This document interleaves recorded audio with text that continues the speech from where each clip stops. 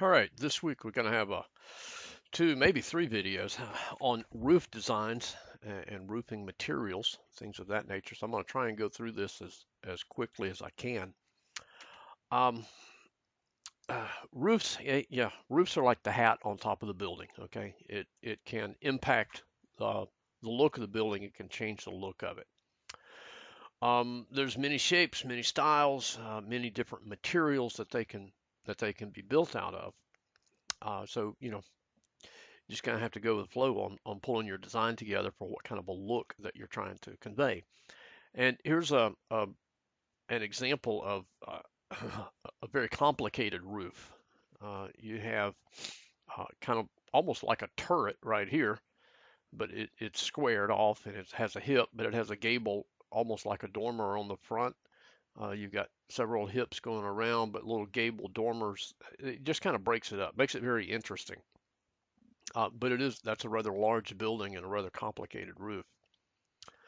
Um, the most common is what we would call a gable roof. Okay, it's two planes that are identical at the same slope. It's the most common type of roof there is. It's easy to build, provides good ventilation for the house, uh, and so forth. Okay, the hip roof it's a little more difficult to build, but not greatly so. But all four planes slope at the same angle. Okay, uh, and just the height of both of these type, the height of the roof depends upon the width of the building. So this between the gable and the hip, it can change the appearance of the roof. If you're going to have a taller roof, then a hip looks better because it removes some of the void. It creates a void on the ends and kind of removes some of that material. Okay, another type is a flat roof. You're not going to see these in areas where it rains very much on houses.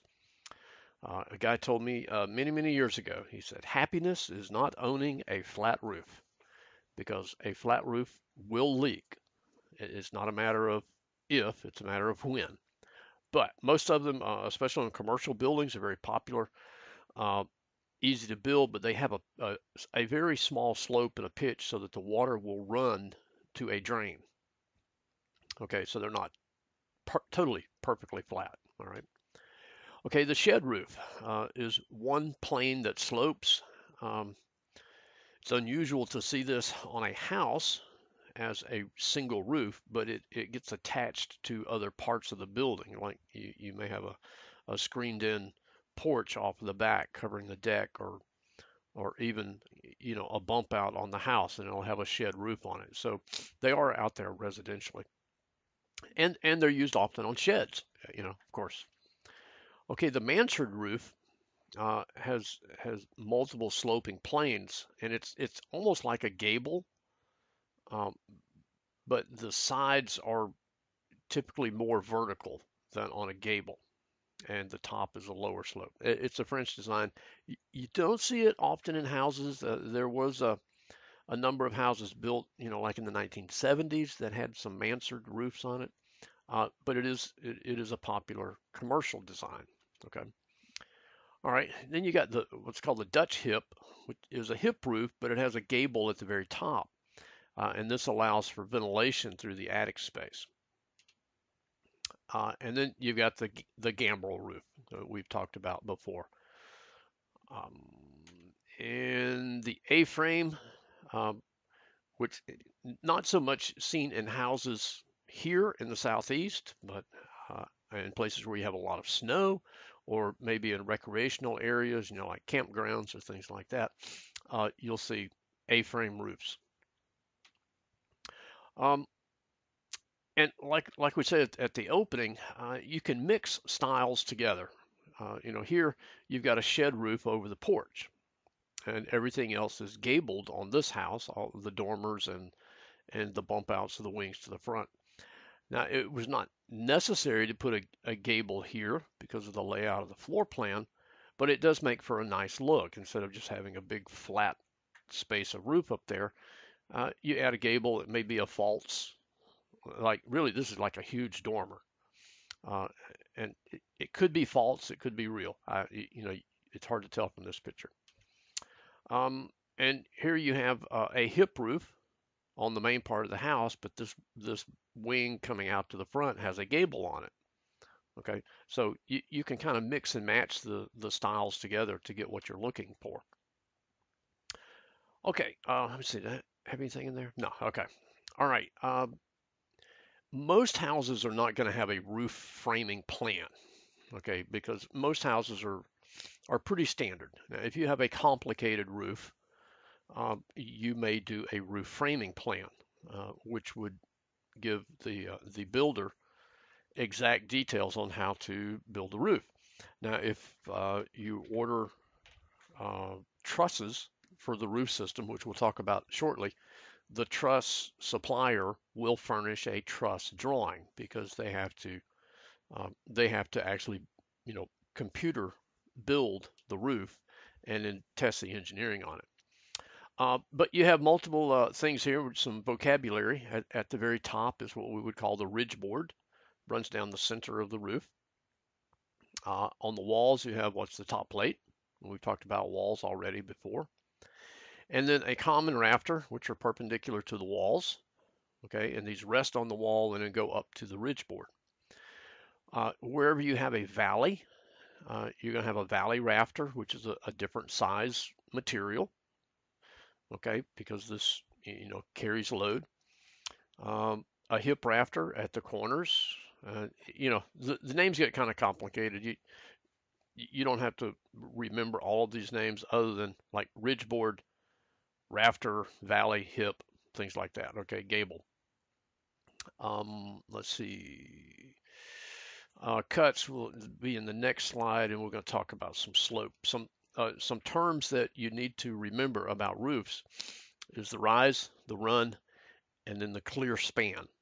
And I'll show you examples of that in just a moment.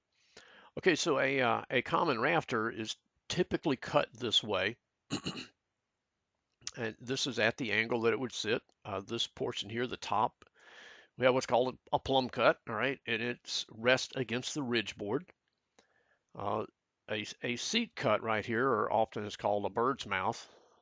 Okay, this is what sits on top of the wall, and then the overhang out here with can either be a vertical tail cut or it could be cut off squared, depending upon the type of the roof that we're looking at.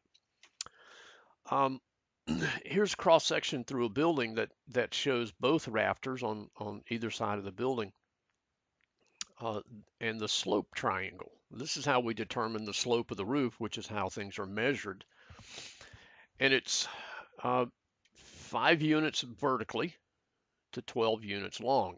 Slope is always has a run of 12. Okay, so you're always going to see this, whether it's dealing with roofs or ramps or even a pipe, sloping of drain pipes. You're always going to see the run as 12, and in the rise as whatever the vertical size is in that 12 inches or 12 feet or whatever.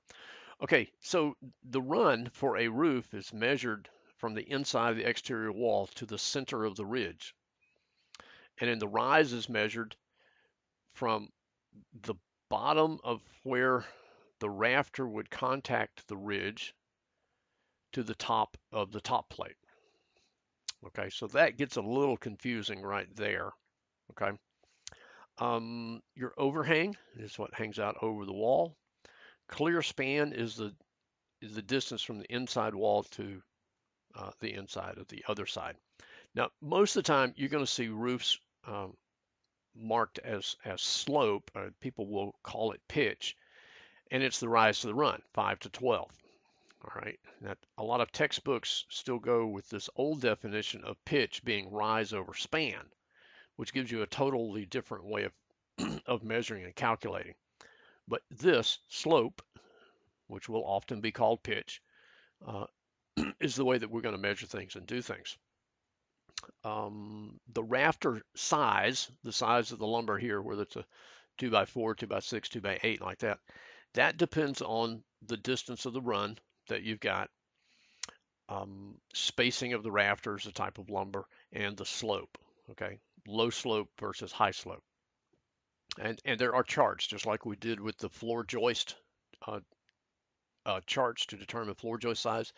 There are rafter tables that help you size the rafters.